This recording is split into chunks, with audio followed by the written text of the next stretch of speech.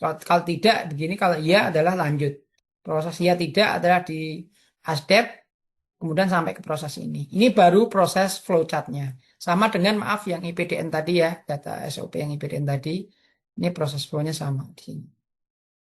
Nah ini dari fakultas, nah ini dari LPPM mulai, tapi ini harusnya terminator, kemudian diproses kepala PPM, lanjut ke sini. Nah ini nanti belah ketupat, kalau ada belah ketupat harus proses belah ketupat. Ini yang perlu kita cek. Nah ini kalau ini ada, ini juga nih P2MR Factor ini melakukan dua proses. Nah ini harusnya belah ketupat. Yang ini ke sini, yang sini ke sini, pecah di sini. Bukan bukan kotak begini, tapi belah ketupat. Proses mengusulkan ini adalah proses mengusulkan, lanjut belah ketupat, lanjut ke fasilitasi. Nah, ini juga perlu dievaluasi lagi mengenai terkait penggunaan dari si flowchart sendiri. Terus kemudian maaf agak ngacak-ngacak. Baru menghitung baku mutu, keterangan isi baku mutu adalah kolom kelengkapan diisi dengan bahan yang diperlukan dalam melaksanakan kegiatan, berisi dokumen, formulir di situ ya, lembar disposisi, data, laporan keuangan dan lain. Kolom waktu, jadi ada kelengkapan, ada kolom waktu, lama waktu yang diperlukan untuk memulai kegiatan. Nah, rata-rata ada beberapa satuan yang menit, banyak kan menit di situ, ada yang jam, ada yang hari. Kalau saya lihat tadi dari flow contoh tadi adalah yang tadi sampaikan di SOP yang saya ambil dari IPDN adalah hari di situ. Jadi tergantung kepada apa kondisi aktualnya seperti apa. Output itu hasil langsung kegiatan dari masing-masing bagian. Jadi ini isi keterangan, ada kolom keterangan diisi dengan penjelasan singkat mengenai hal yang perlu diperjelas. Seperti ini ada kolom keterangan di sini ya, keterangan di sini ya. Ini ada output keterangan. Nah, ini kalau nanti mau ada tambah keterangan di flowchart yang contoh ini, maaf yang di sini, di mana ya tadi ya flowchartnya? Maaf, bentar. Yang tadi yang flowchartnya, eh, oke. Maaf ini sebentar ya, saya cari dulu yang keterangan yang tadi data IPDN tadi ya, supaya clear jelas. Nah ini output, kelengkapan waktu output keterangan. Kalau mau ditambahkan kolom keterangan juga lebih baik di situ. Itu yang perlu kita iniin. Terus kemudian kita lanjut. Kemudian tadi mengisi baku mutu output. Nah ini outputnya, ini ada waktu apa menit, ada hari, ada jam, ada ini tergantung ya. Jadi kalau ini kelengkapan agenda, outputnya disposisi. Kalau udah output disposisi, biasanya di sini menjadi input. Kelengkapan disposisi ini disposisi. Disposisi di sini nanti akan menjadi inputan kelengkapan dari bagian proses selanjutnya. Baru bahan lapor. Bahan lapor ini akan menjadi inputan, menjadi bahan lapor menjadi inputan di sini proses selanjutnya. Kemudian konsep laporan akan menjadi inputan kelengkapan proses selanjutnya dan ini draft laporan akan menjadi inputan. Begitu seterusnya sampai sampai proses tadi akhirnya adalah bukti dokumentasi apa SOP dokumentasi tadi. Ini contoh proses keterangannya nanti yang sesuai keterangan.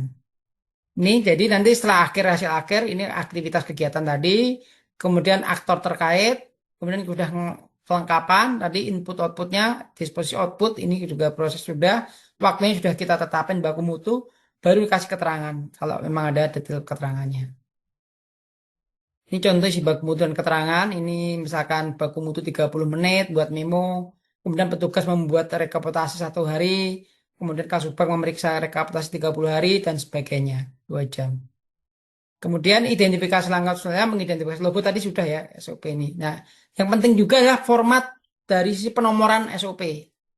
Penomoran SOP menurut penerapan RB adalah formatnya XXXX ini kode unit, kode fungsi dan kode proses. Misalkan 01, 02, 03 itu artinya adalah bagian umum, itu adalah kode unit. Kemudian XX kedua adalah ini harusnya YY, ZZZ paling gampang lah. Jadi nanti perlu disusun apakah standar penomoran dokumen sudah ditetapkan, perlu ada SOP-nya supaya nanti menjadi acuan bersama. Misalkan apa kode karena kan IPDN juga fungsinya banyak, lokasi banyak ya, ada di Jakarta, mungkin ada di luar Jawa, ada juga di Bandung dan sebagainya. Itu mau dipisah atau enggak kode unit dan kode fungsi. Jadi ini 01 adalah kode unit, kode fungsi, kode proses di sini. Proses pengusulan cuti ini bagian umum, fungsinya adalah fungsi kepegawaian, detail adalah proses pengusulan cuti. Nah ini harus detail. Ini nanti formatnya XX, YY, ZZ lebih jelas. Karena kalau X semua kayaknya mengidentifikasi agak susah. Ini contohnya kode unit, misalkan kita harus identifikasi dulu, klasifikasi kalau yang dimaksud unit kerja itu apa aja. Ada sekretariat, ada bagian umum, ada subbagian keuangan dan sebagainya. Terus fungsi di dalam fungsi sendiri itu ada kepegawaian, ada keuangan, ada umum. Nah itu juga di list juga. Kemudian kode proses, proses urutan proses aktivitas di bagian proses urutan proses, misalnya di salah satu fungsi misalkan cuti di kepegawaian misalkan 01 ada bagian proses recruitment, ada proses cuti, ada absensi. Jadi subdetail dari fungsi ini ada apa aja. Ini penting sekali dari sisi penomoran, dari sisi apa namanya SOP. Kemudian langkah-langkah sistem penomoran sendiri yang jelas identifikasi unit kerja, tentukan fungsi tadi ya, rincikan proses di setiap fungsi.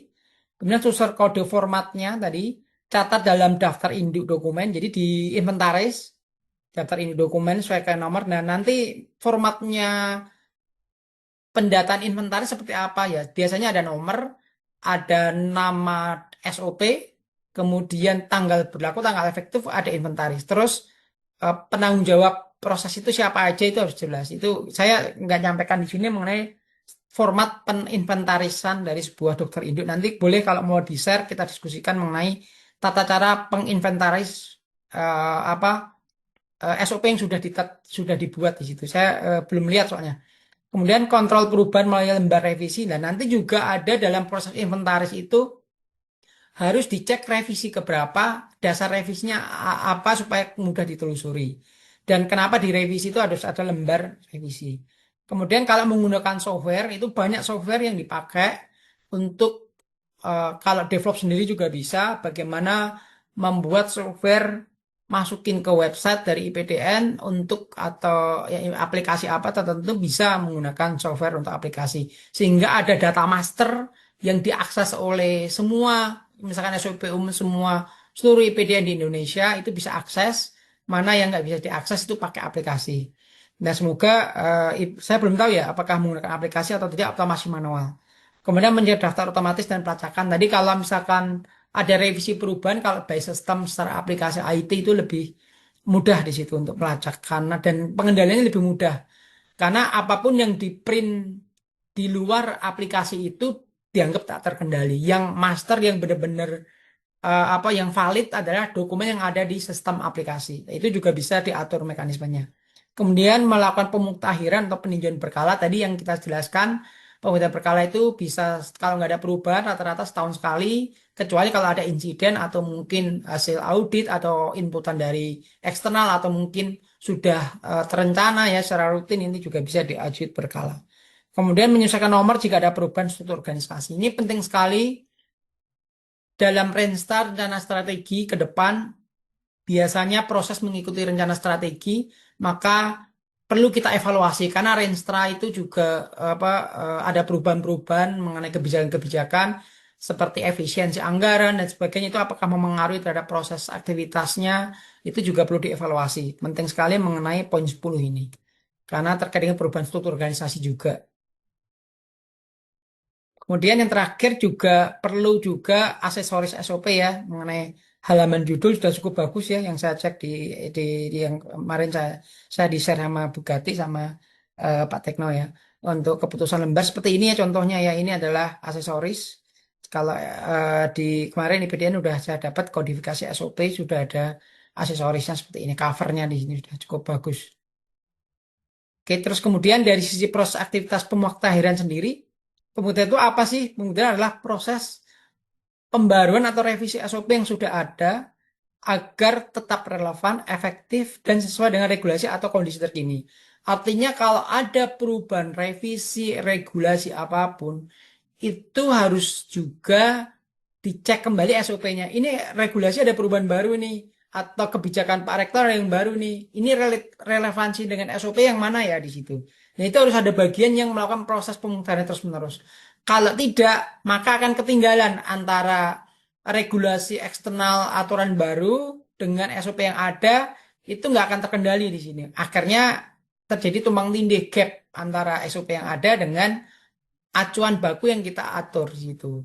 Maka ini penting mekanisme itu diatur. Tapi kalau sudah punya framework bagi aplikasi sistem enak kalau memang ada perubahan satu sistem di apa misalkan nih ada kita ambil aplikasi daftar apa regulasi tertentu misalkan Permen RB ada perubahan misalkan dari A ke B misalkan begitu kita klik untuk regulasi AB nanti ngelink ke SOP-nya mana aja yang related jadi itu harus by system di situ begitu connect dengan SOP oh ya SOP ini aja yang kita revisi berarti kita connect di situ begitu ada revisi related dengan ini nanti si aplikasi ini akan ketelusuran sendiri terhadap proses ini. Ini akan memudahkan apa bagian pengendali SOP itu lebih simpel dan tidak akan kelewat di situ. Karena kalau mengandalkan manual itu akan sangat sulit, apalagi apa organisasi sebesar EIPDN itu sangat sulit untuk mengolah antar bagian di situ ya, terutama untuk di apa di seluruh Indonesia. Ini penting sekali bagaimana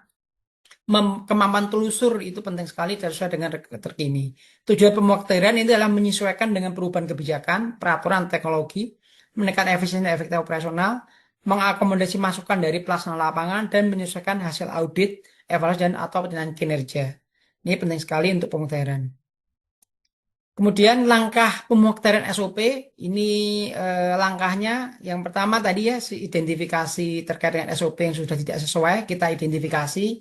Maka nanti kalau aplikasi itu akan memudahkan mana yang tidak sesuai dia bisa ngetelusuri sendiri. Kemudian kita tinjau SOP mana, alur mana atau bagian mana yang tidak sesuai, detail isinya kita cek.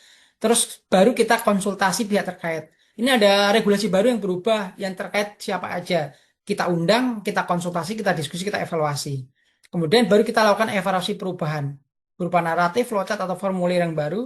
Kemudian baru kita sosialisasi, kita validasi, kemudian disahkan dulu SK atau diresmikan, sosialisasi. Nah, saat sosialisasi setuju semua atau tidak masukan sudah mau final, baru kemudian sebelum diterapkan sebenarnya ada tambahan yaitu dokumen yang lama ditarik, SOP lama ditarik, yang baru diterbitkan karena sudah sosialisasi dan sudah setuju semua. Jadi itu yang penting, yang lama itu juga harus dikarantina, jangan sampai juga terjadi duplikasi. SOP lama masih ada, yang baru juga diterbitkan. Ini yang menjadi perlu PR kita perlu dipastikan bahwa SOP yang sudah lama itu sudah terbit. Maka kalau dengan aplikasi kita bisa mengacu yang terakhir itu loh yang di aplikasi. Nah, itu penting sekali di situ. Untuk mana yang terakhir yang valid. Ini kemudian terapkan oleh versi baru, kemudian simpan versi yang lama dan versi baru di arsip atau di audit trial. Ini penting sekali. Sampai proses siklusnya demikian seterusnya. Jadi setiap tahun kita melakukan evaluasi secara pemuktaran terus-menerus. Nah, kapan pemuktaran SOP dilakukan? Minimal 1 kali dalam 2 tahun atau mungkin sekali setahun menurut beberapa regulasi atau perubahan struktur organisasi atau mungkin juga jika ada perubahan regulasi. Ada perubahan struktur organisasi kita perlu evaluasi, perubahan regulasi kita juga perlu evaluasi atau ada temuan audit di sini atau pedoman teknis. Atau ada keluhan pengguna atau audit tadi ya di situ. Atau inovasi atau proses penggunaan aplikasi tertentu sehingga perlu kita evaluasi. Jadi intinya kalau ada insiden, ada perubahan, kita perlu evaluasi terhadap SOP. Tapi kalau tidak ada sama sekali, ya minimal 1 kali dalam 2 tahun. Ada yang 1 kali dalam setahun. Itu juga ada beberapa yang menjadi aturan di situ. Nah ini tetapkan aja apakah setahun sekali ataukah 2 tahun sekali perlu evaluasi pemutahirannya. Jadi kesimpulannya dari uraian tadi adalah dari proses penyusunan sampai pemutakhiran kita perlu mempercepat penyusunan dan penerapan SOP dapat dilakukan karena terjadinya perubahan arah strategis instansi pemerintah yang berdampak pada atau mengganti perubahan tugas dan fungsi serta keluaran unit fungsi di lingkungan instansi pemerintah. SOP secara substansial akan membantu organisasi menjadi lebih produktif. Kemudian dengan adanya SOP maka organisasi telah melakukan sebuah komitmen jangka panjang dalam rangka membangun sebuah organisasi menjadi lebih efektif dan berkesinambungan. Artinya ada namanya continuous improvement di situ. Kemudian dengan SOP merupakan salah satu bagian dari praktek tata kelola ya terbaik ya. Sehingga perlu menjadi perhatian khusus ini lebih penting agar terwujudnya reformasi berikutnya efektif dan efisien. Demikian kurang lebih dari saya. Terima kasih. Assalamualaikum warahmatullahi wabarakatuh. Baik, terima kasih kepada Pak Narasumber yang telah menjelaskan terkait dengan penyusunan SOP ini dengan sangat jelas dan rigid ya. Pada kesempatan pertama ini kami mungkin berdasarkan hasil sementara hasil evaluasi kami bersama tim SOP di APT GMI